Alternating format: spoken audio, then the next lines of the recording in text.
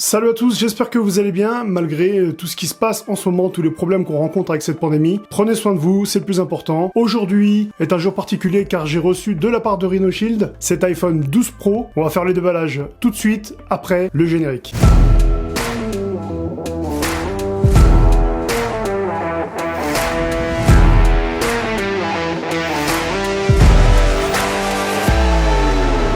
Donc pour info, on reçoit cet iPhone 12 Pro, vous recevrez dans cette boîte blanche tout simplement parce qu'il y a les écouteurs qui sont fournis avec et parce que en Europe, les écouteurs sont obligatoires et à l'intérieur, il y a la véritable boîte de l'iPhone. Cette vidéo est en partenariat avec Rhinoshield, Rhinoshield qui fabrique des coques de protection en polymère résistant à des chutes de plus de 3,50 m de hauteur. N'hésitez pas à aller faire un petit tour sur leur site. N'oubliez pas aussi que vous avez un code de réduction de moins 10% avec le code Geotech 2020. On va tout de suite attaquer le déballage. Donc là, il y a une petite languette ici, on va tirer sur la languette.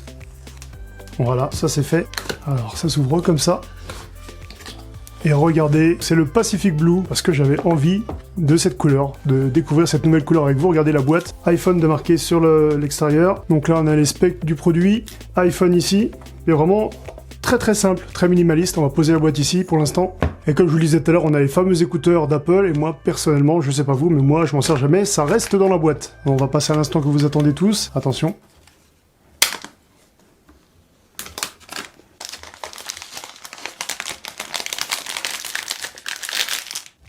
Voilà, pour ce qui est de la boîte, elle est vraiment magnifique. Elle est vraiment simple, très minimaliste, mais on a un petit effet 3D au niveau de la boîte. Donc là, on va découvrir le smartphone ensemble. Donc regardez sur le côté de la boîte, comme je vous disais tout à l'heure, il y a marqué iPhone, avec la couleur de l'iPhone qui est juste ici, donc bleu Pacifique. La version que je vous présente est un iPhone 12 Pro Pacific Blue, 256 Go de stockage. Il y a trois versions, ce qu'il faut savoir. Donc, la première version est en 128 Go à un prix de 1159 €. Cette version-là coûte 1279 €. Et on a la 512 Go qui coûte 1509 €. Donc c'est quand même un budget. Et vous demandez sûrement pourquoi la boîte n'est pas très épaisse. Tout simplement parce qu'ils n'ont pas mis de chargeur secteur, et ça c'est très stratégique de la part d'Apple, mais je vous explique ça un petit peu plus tard dans la vidéo. On va passer à l'ouverture de la boîte.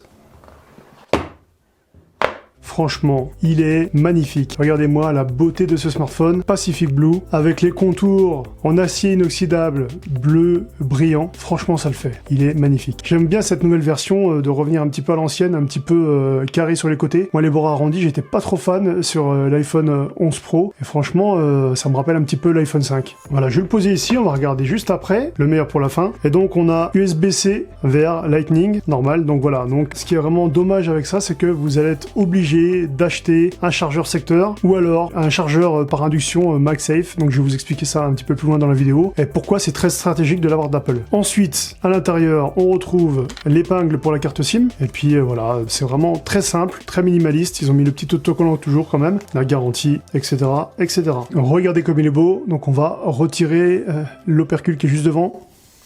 C'est toujours une superbe expérience lorsque vous faites un unboxing chez Apple. Le contour de l'iPhone 12 Pro est en acier inoxydable chirurgical et on retrouve sur le côté gauche le bouton Power. En bas de l'iPhone 12 Pro, on retrouve un haut-parleur, le port Lightning et un micro. De l'autre côté, on retrouve un tiroir carte SIM normal comme d'habitude avec le volume plus-moins ainsi que le petit bouton pour le mode discret. L'écran est en Ceramic Shield. Ils ont introduit dans le verre des cristaux de nano-céramique qui normalement sont plus durs que la plupart des métaux.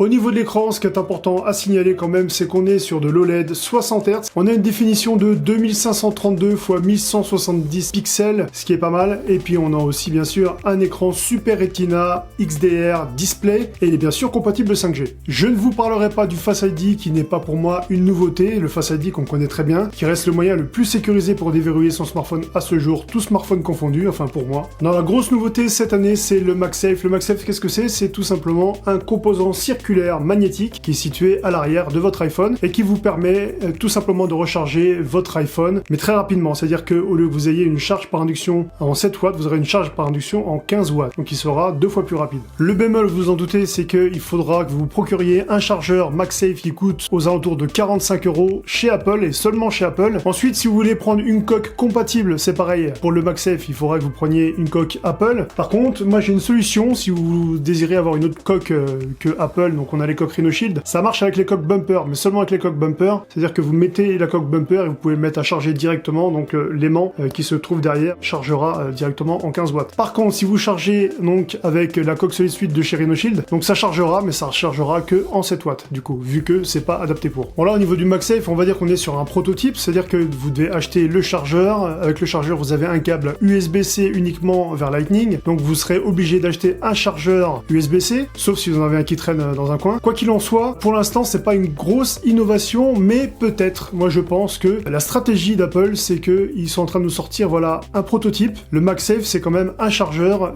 qui recharge 2 fois plus vite qu'un chargeur par induction normal. Et je pense que en retirant le chargeur secteur, tout simplement, ils sont en train de nous faire comprendre que on va vers le futur et que pourquoi pas. Moi, je pense que peut-être par la suite, il y aura sûrement un chargeur MagSafe, peut-être sans fil, sans câble, tout simplement, qu'on pourra peut-être recharger avec un système d'aimant, on ne sait pas. Quoi qu'il en soit, à voir dans le futur, mais je pense que c'est une grosse stratégie d'Apple. Donc aujourd'hui, le MagSafe n'est pas indispensable, mais quoi qu'il en soit, si vous voulez vous le procurer, sachez qu'au niveau de la charge, il y en a pour 3h30. Sinon, on est sur une puce A14 Bionic, bien plus rapide que les précédents, comme d'habitude, j'ai envie de dire. Apple nous a habitués à ça, à chaque nouvel iPhone. Il y a une évolution au niveau des puces, et elle est toujours plus rapide. Donc là, c'est la première puce à 5 nanomètres du marché. Le processeur central et graphique est 50% plus rapide que n'importe quel smartphone du marché. Et bien sûr, la grosse nouveauté, c'est la technologie LiDAR qui se trouve derrière l'iPhone 12, l'iPhone 12 Pro, bientôt l'iPhone 12 Pro Max. Donc, ce qui va vous permettre de bénéficier de la réalité augmentée, tout simplement, quand vous allez,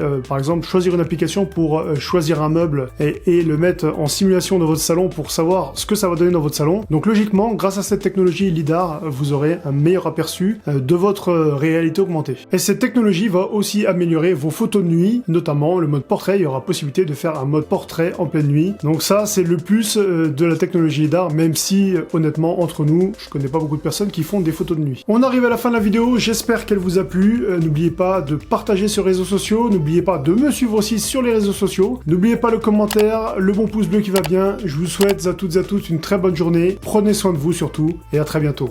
Ciao!